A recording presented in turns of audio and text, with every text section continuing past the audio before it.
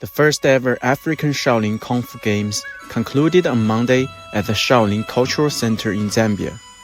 The 6-day event was organized by the Shaolin Temple in Zambia, attracting over 150 contestants from 23 African countries and regions.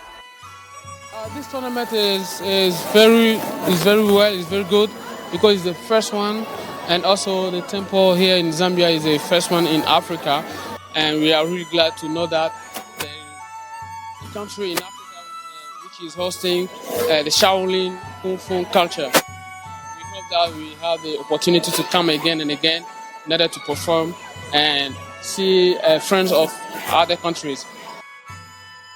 Participating in this tournament, it really helps with the motivation of us, because other countries have come to Zambia to participate in Zambia. We are gaining more experience and we are developing as youths. If somebody needs to start Kung Fu, I can just say start it, because it's a good thing.